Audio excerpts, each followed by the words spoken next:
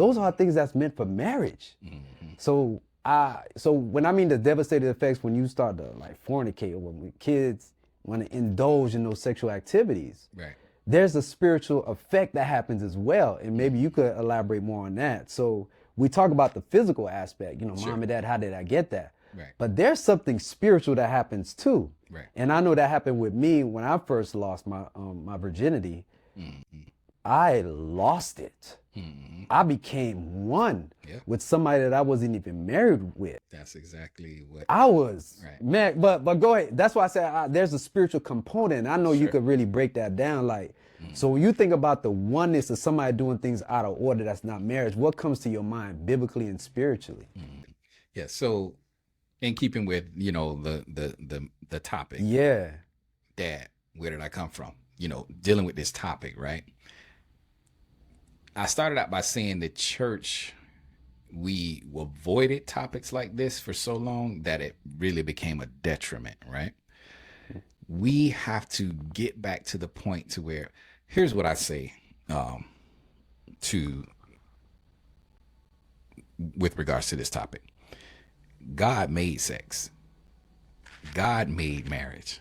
Amen. God made man. Amen. God made woman. Amen. So these things actually, and I really want you to catch this now, they actually are godly. In marriage. They're godly. Yeah. But I know you're saying in marriage, but that really needs to go without saying. Yeah. But, and that's what I mean Yeah. by that. They're godly. Right, The right. reason I'm saying that way is because we, even in the church, treat it like it's not. Be up teaching a class or whatever the case is, and you say something with regards to sex or whatnot, and just look at the faces and see how folk get Cringe. uncomfortable, and you just start cringing. And this is what I couldn't understand, right?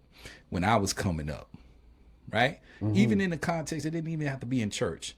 If a topic like sex, intercourse, whatever the case is, gets mentioned, everybody just kind of, whoo, like, they start cringing. Yeah, yeah. And I'm like, well, why are we cringing? Why are we treating these topics like it's like they got the cooties when everybody doing it? Do you see the hypocrisy Yeah, in that?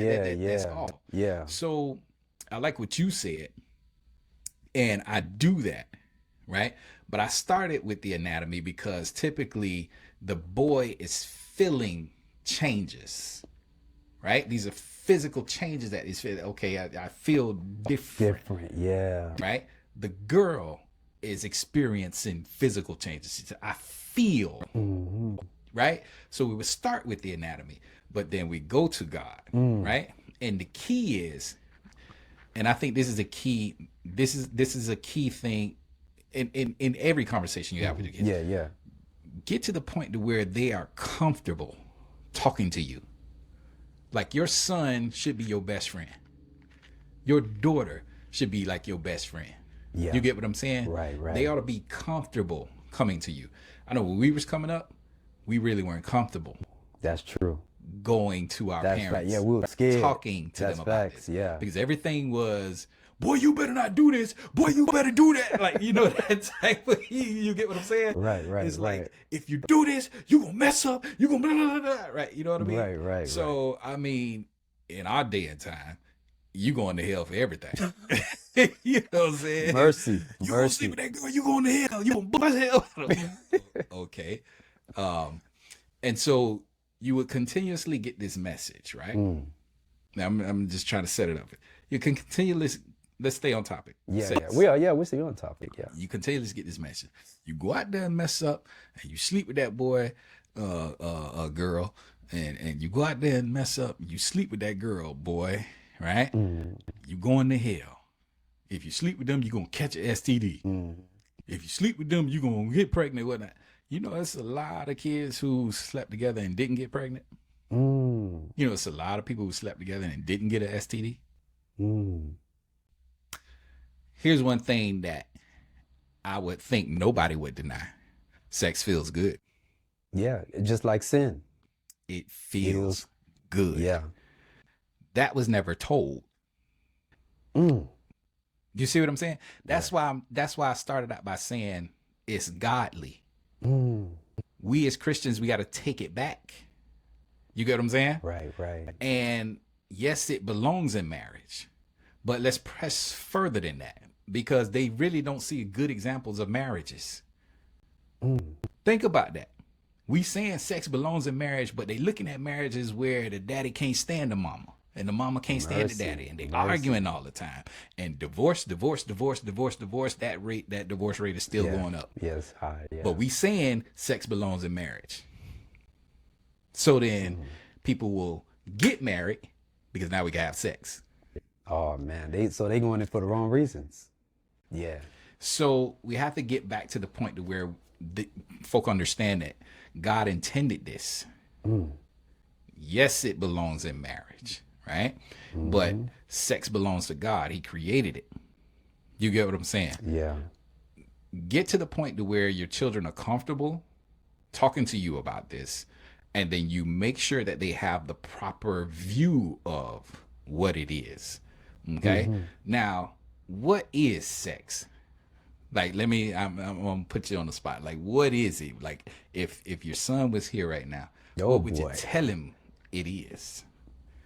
I'll tell him intimacy with your partner. Intimacy. Yeah. Sure. That's why I tell him. I mean, from his mind, like, hey, intimacy. Yeah.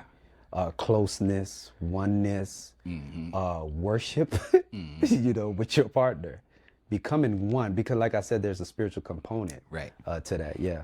That's the God component that we have to make sure they see. Yeah. You see what I'm saying? Right. The becoming one.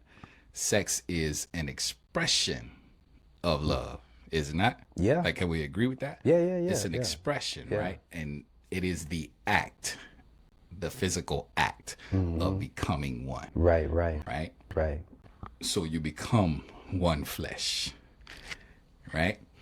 This really, just like marriage, is representative of God. Yeah. Husbands, that makes love your sense. wife as Christ loved the church. The becoming one. Yeah. Right? I think the major issue is to not treat it like we've always treated it. Well, maybe I shouldn't say always, like we've treated it for quite some time now, to where the topic is mentioned and we shy away from it, and you better not do that, you better not. And let me say on the flip side, because you made mention of this too, because I always took issue with folk who took this approach as well. Well, they just gonna do it anyway, so you might as well just give them a gun. No, don't accept that. You get what I'm saying? Don't accept that. Teach them. Yeah. And then help them stay on the, on the straight and narrow. Not saying that everybody's gonna be perfect. Yeah. But teach them, help them. I try my best to make sure mine understand the God element to this thing. He created it. He made it. He wants you to be able to enjoy it in marriage with your wife. Yeah. He wants that. Right? So, that approach I think is a good one. You deal with the scientific, the biology, the anatomy, and then you make sure that they understand the God. And that's good, because man, you said a lot of good stuff, but that's why we're talking about this, because we want to put emphasis that it starts at home. Because like you said, especially like the old school parents, they shied away from talking about it. And I wish we had time, because I could have walked the audience how I was brought up and how I wasn't, and what happens when you ain't taught right. Yeah. You know what I mean? You get exposed to things early. Calling 800 numbers early at elementary school. But I'm not going to get into that because we don't have much time. But this is what I do want to say, because like I said, you said so much. I want to say there's power in purity, right? And, I'm not going to get into the list of devastating effects of people that have sex before marriage. But for those that are keeping themselves, and I've got to look at the camera, if you're keeping yourself holy and pure, and if you're a woman waiting on your husband, 2 thumbs up. You're doing the right thing. Young man, if you are keeping yourself and holding yourself for your wife, you're doing a good deed. You're doing a good thing.